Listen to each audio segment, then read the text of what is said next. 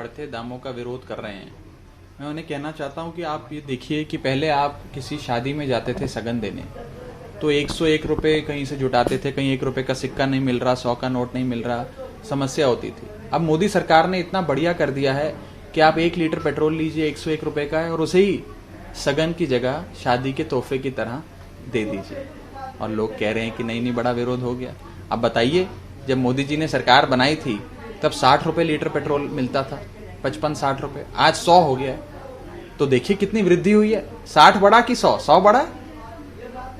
मैं तो ये कहना चाहता हूं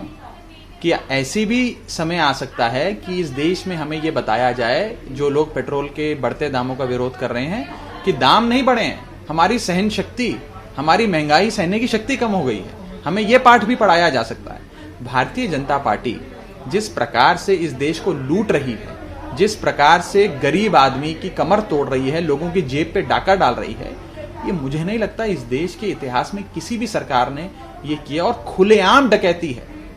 मैं साफ तौर पे ये कहना चाहता हूं कि वो सरकार जो इस नारे पर आई थी कि बहुत हुई महंगाई की मार, अब की बार मोदी सरकार, उसे विपक्ष के नेताओं के बयान सुनने की जरूरत ही नहीं है, जनता के बयान सुनने की जरूरत नहीं है। प्रधानमंत्री जी और पार्टी के वरिष्ठ नेता अपने ही पुराने ट्वीट, अपने ही पुराने वीडियो, अपने ही पुराने बयान जो उन्होंने यूपीए सरकार के समय दिए थे पेट्रोल और डीजल के बढ़ते दामों पर,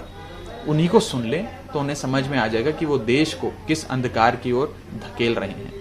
मैं मोदी सरकार को, भारतीय जनता पार्टी की सत्ता के नशे में चूर सरकार को कहना चाहता हूं कि इसी समय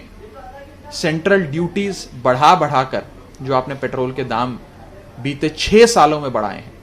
दर्जनों बार एक्साइज ड्यूटी बढ़ाई है, कई हजारों करोड़ का खजाना तैयार करा है, ये ड्यूटी बढ़ाकर आप इस अमाउंट को, सेंट्रल एक्साइज ड्यूटी के अमाउंट को देश की जनता को प्रेजेंट करें और इस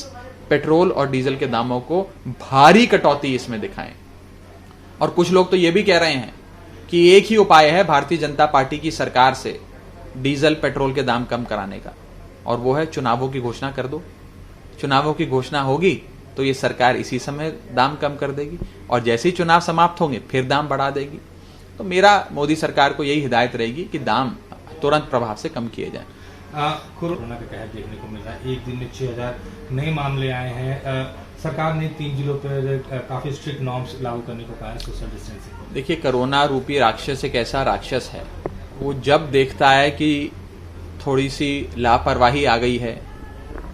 थोड़ा सा मन में ये भाव आ गया है कि अब तो कोरोना समाप्त हो गया, अब वो हमें छू नहीं सकता, जैसे ही इस भाव में बहना शुरू करते हैं लोग, कोरोना रूपी राक्षस फिर जगह जगह नजर आने लग जाता है। तो मुझे ऐसा लगता है कि हम सबको सदैव सतर्क रहना होगा, मास्क पहनना होगा, सामाजिक दूरी का पालन करना होगा, हाथों की सफाई रखनी होगी, और इसके साथ साथ अगर हमने ढिलाई बरती तो नुकसान भी हो सकता है। जैसे कहा जाता है कि सावधानी घटी